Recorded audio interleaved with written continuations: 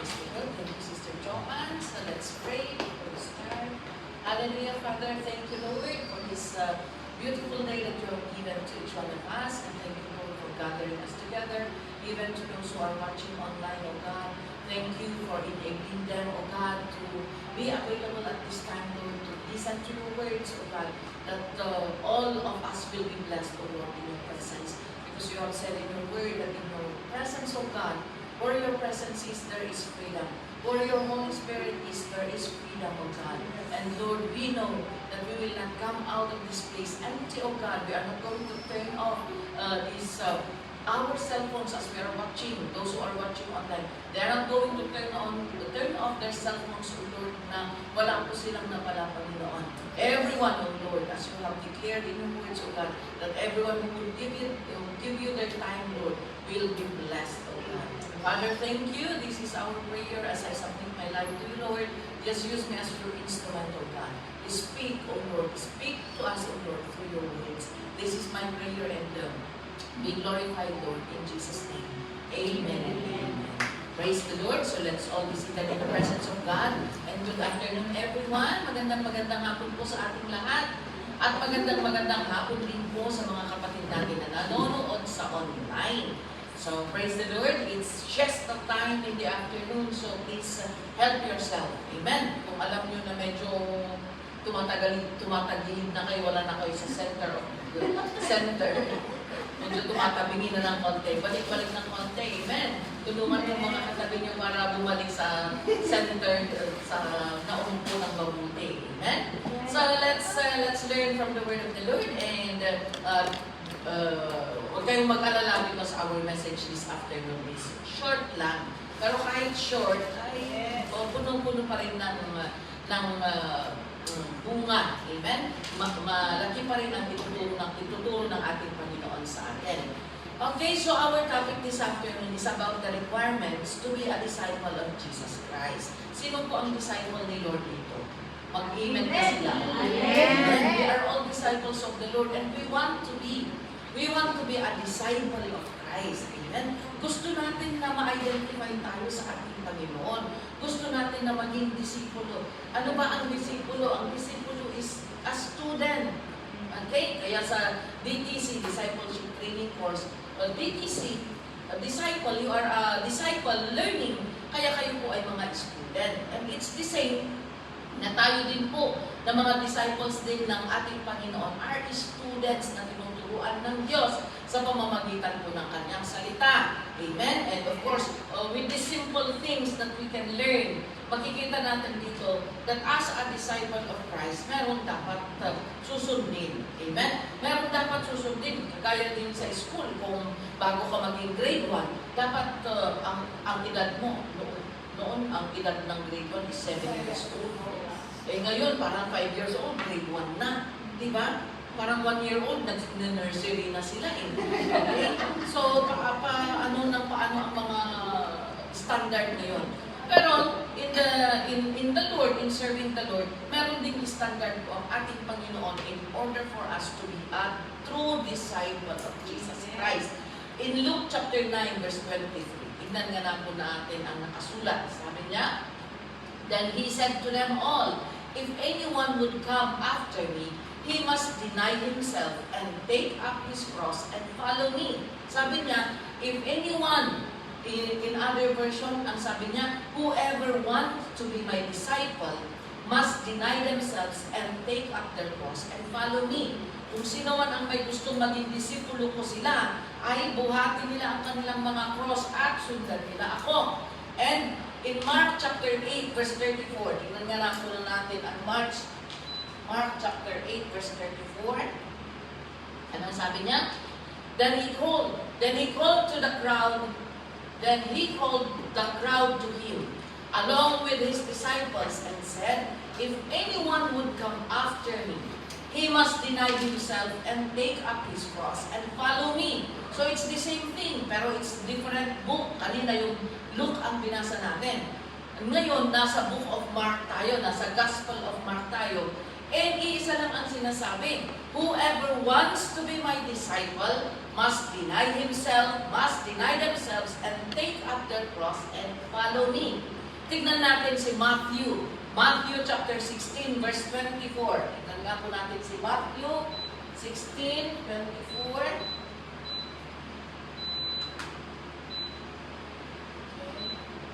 Matthew 16, verse 24. Ano ang sabi niya dyan?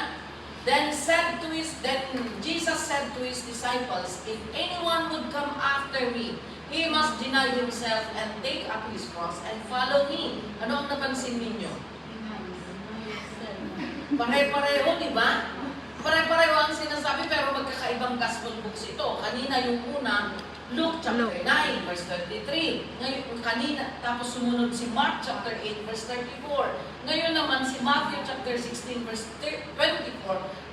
Iisa ang sinasabi nila. Sabi nila, if anyone ang nakalagay dyan, pero in other version, whoever wants to be my disciple must deny themselves and take up their cross and follow me. So with this verse alone, makikita natin yung tatlong very specific requirements ng Panginoon in order to be a disciple. Kasi sabi niya, if anyone would come after me, kung sino man ang susunod sa akin, whoever wants to be my disciple, sino man ang gusto na maging disipulo ko, unang-una must deny themselves. Kaya ang unang requirement ko para maging disciple tayo, totoong disciple tayo ng Panginoon, we must deny ourselves. Self-denial. Amen? Self-denial po ang pinakaunang requirement in order po na matawag tayo na totoong disciple ni Jesus. Bakit kailangan i-emphasize ang magiging totoong disciple? Because there are false disciples. Merong hindi totoo. At ang magiging marka ng totoong disipulo ni Kristo is self-denial. Yan ang pinakauna. Ano ba ang ibig sabihin ng self-denial? Ang self-denial is self-sacrifice. Okay? Self-sacrifice, kapag sinabi natin na self-denial or self-sacrifice, you are sacrificing your own interest, your own needs for others. Imbis na pagkain mo, pinaka-simple, pinaka-basic na description ng self-denial is, imbis na kakainin mo na, kakagatin mo na, pero may nakita kang mas gutom. Imbis na ikaw yung kakain, ipinasa mo doon sa mas gutom. That is sacrificing yourself, sacrificing your needs in order to feed or in order to meet the needs of other people. Yan po ang pinaka-basic na explanation natin for self-denial or self-sacrifice. Okay? For the interest of others, you are willing to deny yourself. Imbis na ikaw ang mag-day off, ay dahil sinabi ng kasama mo, sige na, emergency, kailangan ko mag-day off para may pupuntahan ako. So, imbis na ikaw na lang, yung iba na lang. Diba? That's the simple thing. Imbis na ikaw ang sa bahay, for example, imbis na ikaw yung nakataw ka doon sa, yung kasama mo ang nakataw ka sa paglilinis o kaya paglalaba o kaya sa gawaing bahay, pero may sakit siya, it's time for you to rest na, pero hindi pa niya tapos yung kanyang gawain dahil may sakit siya. You are now trying to, gagawin mo in behalf of her. That is self-denial. Imbis na ikaw ang iisipin mo, iba ang iniisip mo. Yan ang ibig sabihin yan.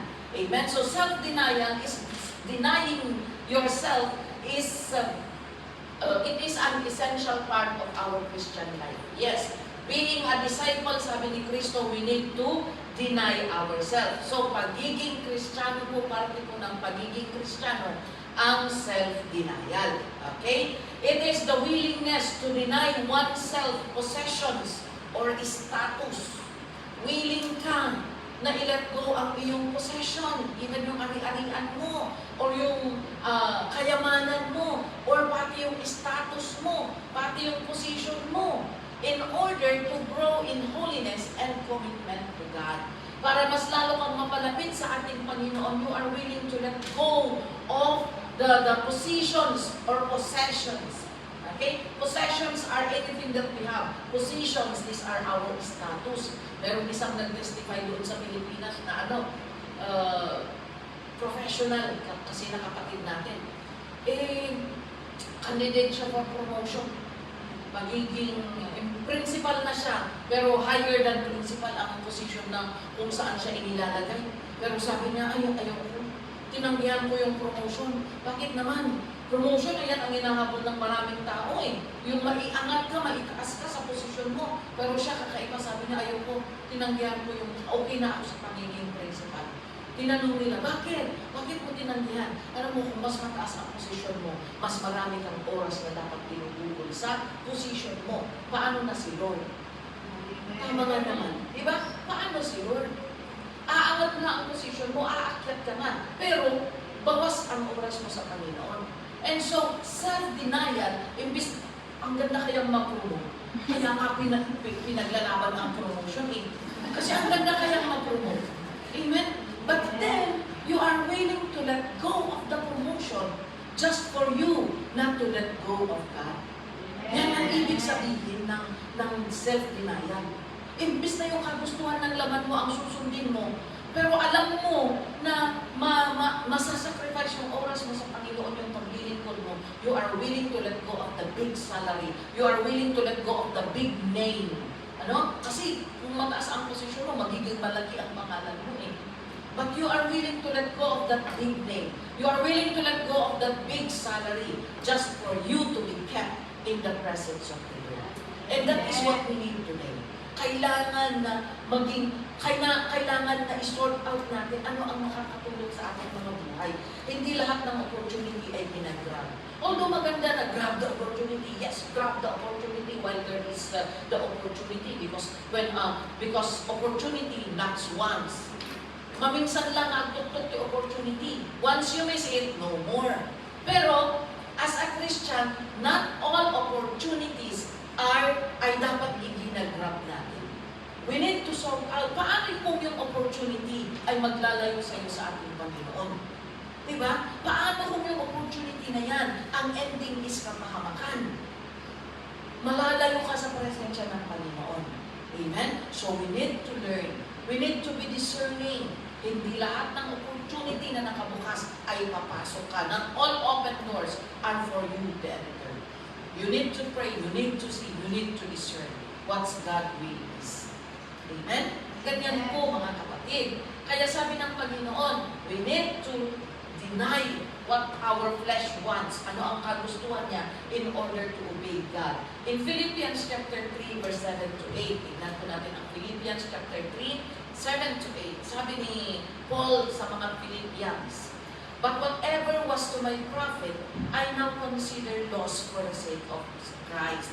Imbis na mag-gain siya, imbis na ikaw gaganda ng buhay niya, sana yung mangyayari na yun, ikaaangat sana ng reputasyon niya, o kaya ikaaangat ng kanyang pangalan, but now he is willing to lose it for the sake of Christ. Ibig sabihin, nakita niya na mas mahalaga ang Panginoon kesa sa anumang mga bagay dito sa mundo dito. In verse 8, let's see verse 8. What is more, I consider everything a loss compared to the surpassing greatness of knowing Christ Jesus, my Lord, for whose sake I have lost all things. I consider them rubbish that I may gain Christ. You see? I'm willing to let go of everything that is in the world. Even yung pinakamahalaga na pinagmamalaki ng mundo nito, I'm willing to let go because I consider them rubbish. Rubbish means walang saysay, walang value. What's the purpose? So that I may gain Christ. If the cost of serving the Lord means letting go of our possessions, of our names, of our reputation, of our dignity. Sabihin na natin, kasi may mga tao na they are so concerned with their dignity, with their names. Ano? Mas concerned sila kaya kahit na dapat maging makatarungan or yung decision sana nila is in line with justice. Pero dahil they are so concerned with their dignity, they are willing to go the crooked way. Amen? Just for the sake of name. And you know, people are in bondage of their names. What is your name anyway? Diba? God will not be calling you your name. God will be looking for the seal of the Holy Spirit. It's not your name. Kung gaano ba kataas ang nilipad ng pangalan mo. Amen? But then, Paul is saying here that he is willing to let go of everything that the world can offer only for him to gain Christ in his life. Dito nag-fail yung rich man na nagtanong kay Jesus. Sabi niya, how can I have eternal life? Paano ko makakamtan ang buhay na walang hanggan? Sabi niya kay Jesus. Diretsang sinagot ni Jesus, sabi niya, ibenta mo lahat ng ari-arian mo and ibigay mo sa mga manghihirap. Alam niyo, hindi tinitesting ni Lord kung talagang eternal life ang habol ng tao dito. Pero ang pag-test ng Panginoon sa kanya is yung kalaban ng pagmamahal sa Panginoon. Yung kakumpetensya ang ginamit ng Panginoon. Money is the, anong tawag dito, kakumpetensya ng pagmamahal natin at paglilingkod sa Panginoon. Kaya ginamit ni Lord John in order to test whether this man is really serious in asking about eternal life para makamtan niya. And the man failed. Why? It's because after Jesus said na ibenta niya lahat ng ari-arian niya, ay tumalikod siya. Bakit? Masyado siyang mayaman and he cannot afford losing any of his wealth just to give it to the poor. And so tumalikod siya. Ano ang sabi ng Panginoon nung nakatalikod na siya? How hard it is for the rich to enter the kingdom of heaven. Amen? Napakahirap pumasok, sabi niya, ng mga mayayaman. Kaya praise the Lord kung hindi kayo mayaman, kapatid. Kasi mahirap pumasok sa langit. Diba? Kaya kung pinag-i-struggle mo, nagpubriya ka, nagpubriya, nga magaling mabiyag. Kung na tayo, drama tayo, nagbiyak tayo, ang yaman ka. Kung napubri ka. But God is not abandoning you. God is giving you your daily bread. Amen? God is giving you your daily bread. Nasusustain ka. Until ngayon, buhay ka, buhay ang pamilya mo. So even kung hindi tayo nagiging milyonaryo o hindi tayo naging mayaman, because God is more concerned with your soul going to heaven than giving you all the blessings of this world, pero yun naman ang magpapalayo sa iyo sa kanyang presensya.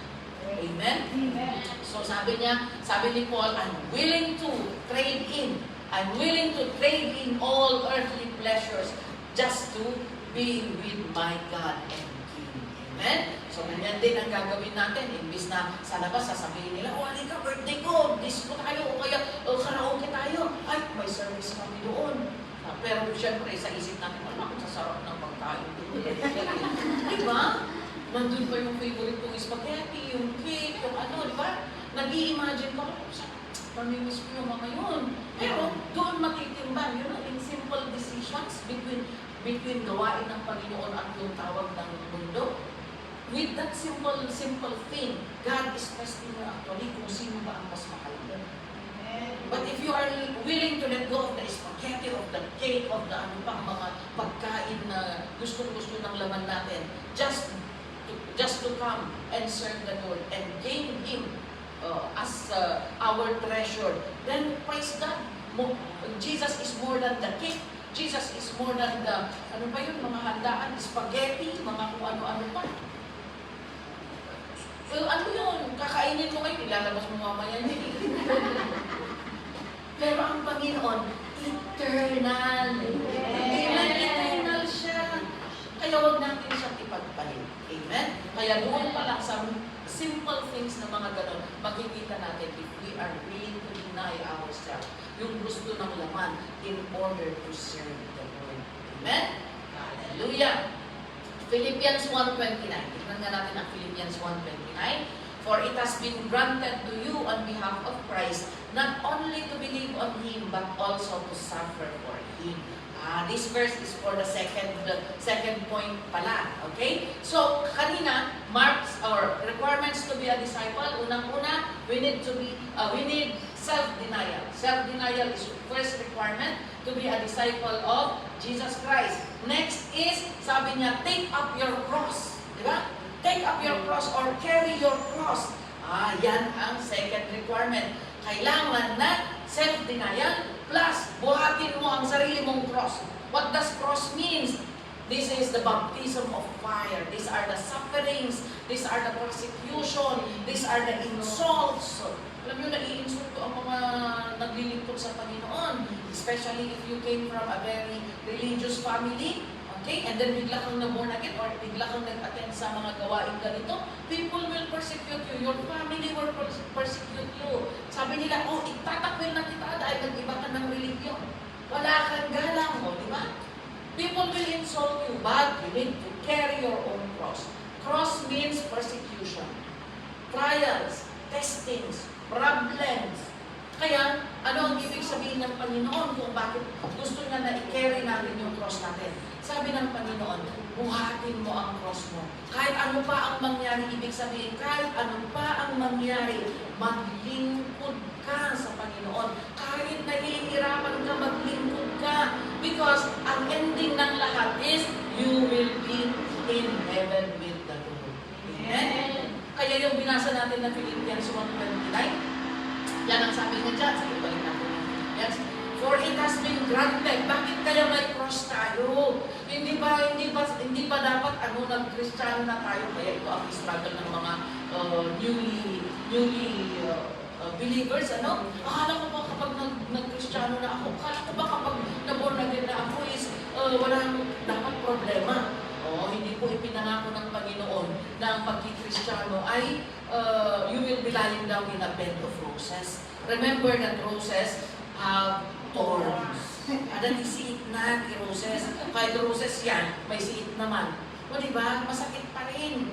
So God never promised that you believe in Him in order for you to live a life on a bed of roses. Hindi po. Ang ipinangako ng Panginoon is carry your cross. Ano ang ibig niyang sabihin dito? As a believer of the Lord, we only do not just believe in Him, for it has been granted to you on behalf of Christ, not only to believe on Him, hindi lang manampalataya sa Kanya, but also to suffer for Him. Kaya huwag tayong magtaka, minsan na-persecute tayo, nata-trials tayo, maraming pagsubok sa ating mga buhay, kahit ginagawa natin ang ating lahat ng makakaya para paglingkuran ang Panginoon, pero may mga trials and testings pa rin na dumarating, but then be encouraged, because in Matthew 5:10, be encouraged. Kasi kung magpapatuloy tayo, ano ang sabi ng Panginoon? Blessed are those who are persecuted because of righteousness, for theirs is the kingdom of heaven. If you persevere despite the persecutions, if you persevere despite the accusations, bilang isang Kristiyano, kapartito yan ng ating buhay. You will be misinterpreted. You will be misunderstood by people. Kahit napakaganda ng intention mo, ng motibo mo, pero pangit pa rin sa ibang tao. Then just go on. Serve the Lord. Do what is right. Why? Blessed are those who are persecuted. People will hate us because of righteousness, because of doing good, because of serving the Lord. People will hate us, people will reject us. But continue to carry your own cross and continue to follow God. At ano ang pinangako ng Panginoon? If magpapatuloy tayo, theirs is the kingdom of heaven. Heaven is assured for those who will come out from persecution victoriously. Amen? Yung magpapatuloy ka, ay pinapagalitan ka ni Amo, sige pa rin, magpupuri ka pa rin kay Lord. Kahit sinasabi ni Amo na huwag ka pumunta sa church, ay pumupunta ka pa rin. Hindi niya naman alam. Bakit kayo nakatakot? Hindi niya naman alam. Di ba? Bahala siya, hindi niya naman alam kung saan ka pumunta eh. Amen? So wag yung kung yan ang isasabihin ng Amo na, do not go to church. Go anywhere, even to the club or even to the evil places, not to church. Alam na itong palong. Diba? Clearly evil. Clearly na ang demonyo ang nagbibiling niya. Okay? Kaya huwag natin susundin. So, but blessed are those who are persecuted and yet they are continuing in their service to the Lord. Ano ang na-promise sa kanila? Oh, theirs is the kingdom of heaven. Hallelujah. Ang trial mo, kapatid, sa mundong ito, panandalian lamang. Huwag kang mag-alala. Panandalian lamang, hindi po permanent yan. things are just temporary. They will come to pass. It will come to pass. Hindi mo mamamalayan, natapos na pala. Pero maganda rin na may testing. Bakit? Lagi tayong tumatawag kay Lord. Tingnan niyo ang tao ngayon. Tingnan natin, ngayong may lindol, may volcano, lahat ng tao tumatawag, Lord, Lord, Lord. E nung walang sakuna, walang disaster, hindi naaalala ng tao ang Panginoon. Pero kalindol, Lord, please na, tama na Lord, di ba? So, ibig sabihin, trials will remind people about God. So, maganda na may trials. Para lahat ng tao tumatawag sa Panginoon. Delikado kung ang tao nakakalimot. Bakit? They will not be taken to heaven with God. Impyerno ang pupuntahan ng mga tao who doesn't want to remember God in their life. Amen? So, carry your own cross. At ang persecution, mga kapatid, ay pwedeng magdulot ng discouragement. Okay? Pwedeng magdulot na tayo po ay mag-fall away. Kaya minsan, kapag may mga nakikita tayong mga bagay, may naririnig tayo, na correct tayo minsan, yan ang nabibigay lang para, ayoko nang tumuloy. Kagaya ng sa part ng parable of the sower in Matthew chapter 13, verse 20 to 21. Tingnan nga natin, may mga binhi na ihinagis doon sa, ito yung magsasaka na naghahagis ng mga binhi. At yung binhi na nahulog, nalaglag doon sa, may isang binhi na nalaglag doon sa may mabatong part.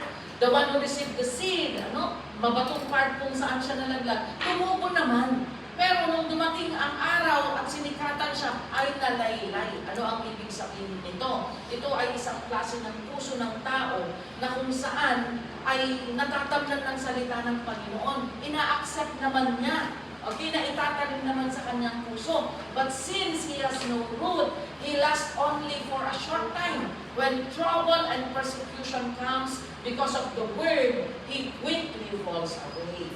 So, hindi tayo to dapat. We need to upgrade our faith. Huwag sana tayo kagaya ng example na yan. Kasi there are 4 kinds of heart dito.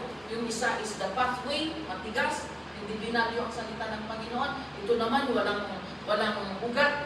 Yung isa naman is matinik.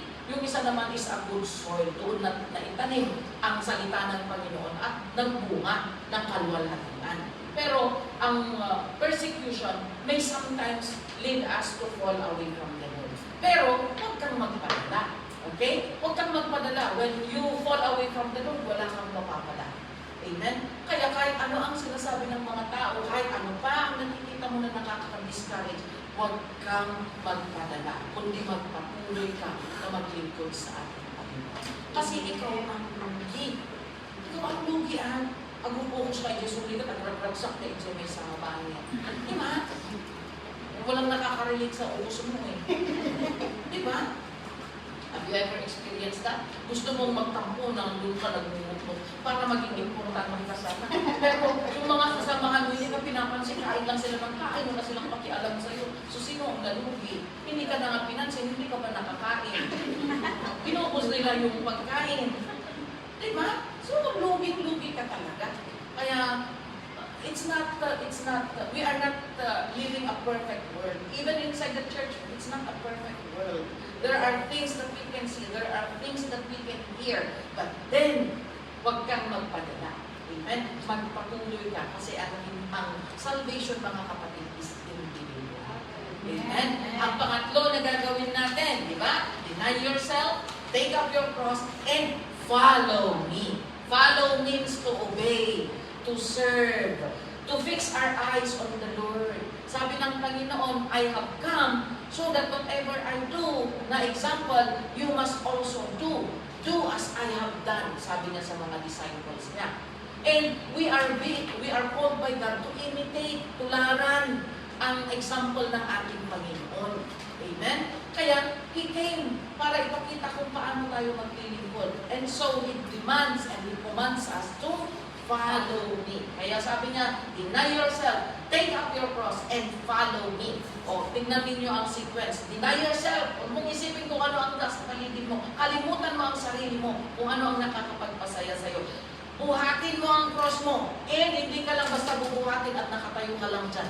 Follow me. Ibig sabihin, we need to serve and obey God, even if it's hard. Siyempre, paano bang maglingkod na may cross? Di ba? Maglakad ka nga dyan, may cross ka. Ang hirap kaya. Ibig sabihin, ganun din spiritually. Sometimes we are bearing our own cross of persecution, rejection, insults, hate from other people, from other co-ministry, from people in the ministry, even people in the ministry. Buhat-buhat mo, tapos ikaw ang mag-worship lead. Ano ba yan? Diba, ang hirap ko lang maglingkod. Diba? Pero, ayan, sabi ng Panginoon, follow me. Kailangan kahit nahihirapan ka, maglingkod ka. Sundin mo pa rin ang kalooban ng Diyos. In John chapter 14, verse 12. John 14:12. Ano ang sabi niya?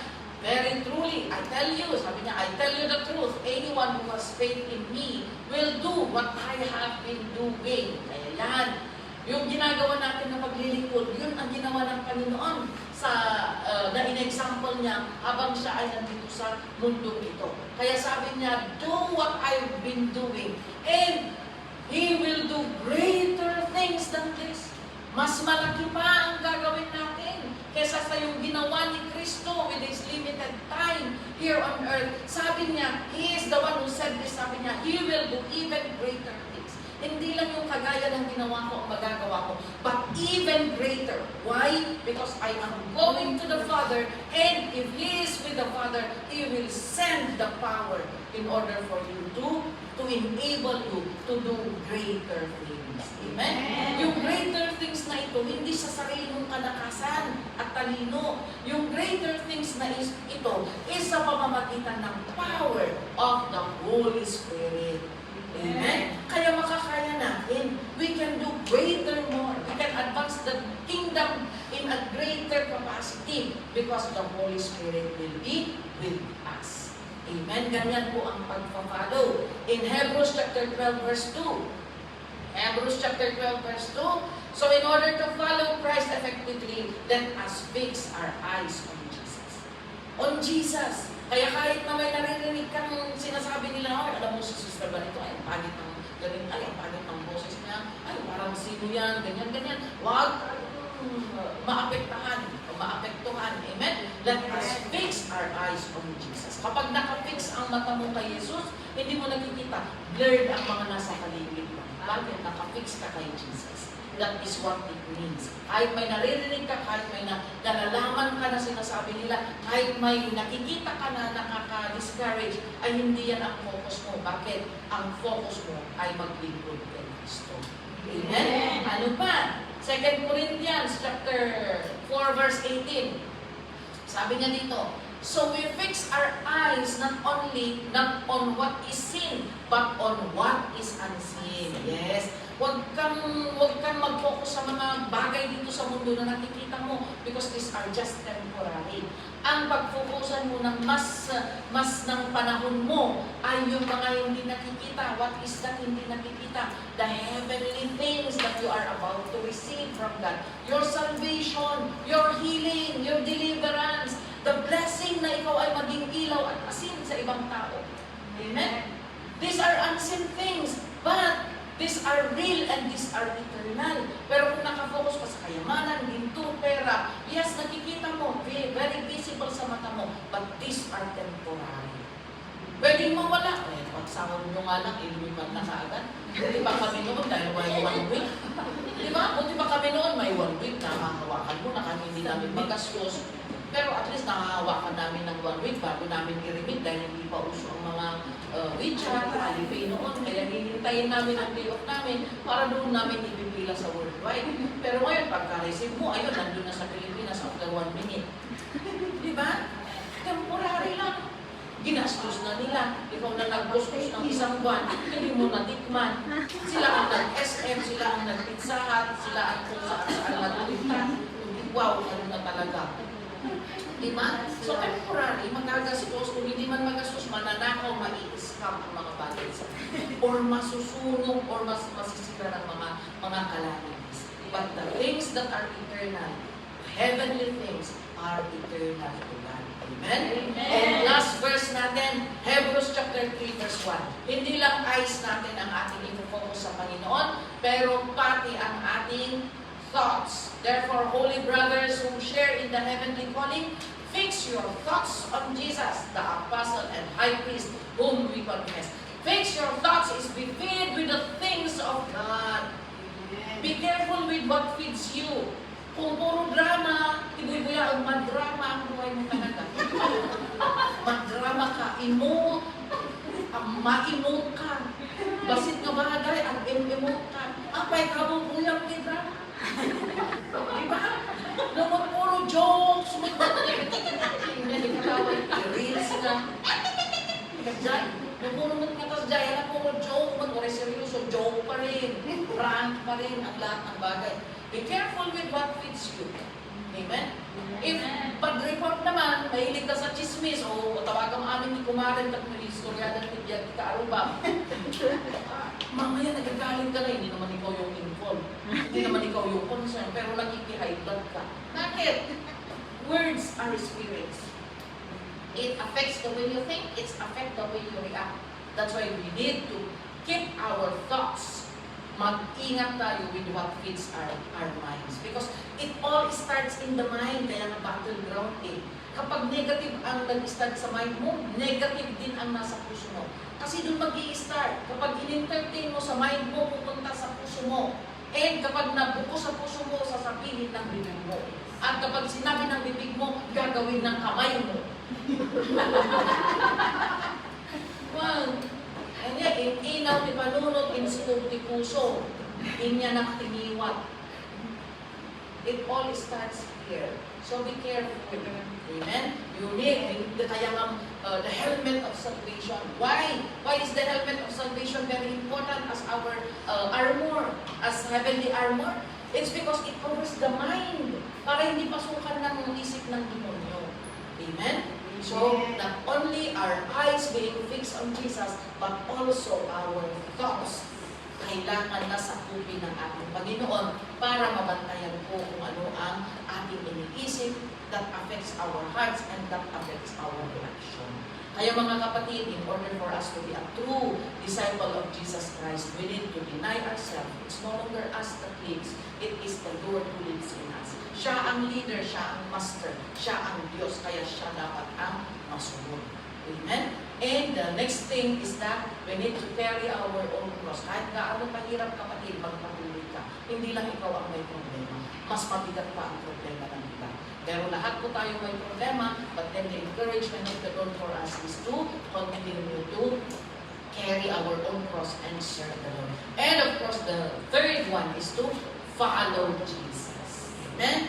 I have decided to follow Jesus. I have decided to follow Jesus. I have decided to follow Jesus. No turning back, no turning back.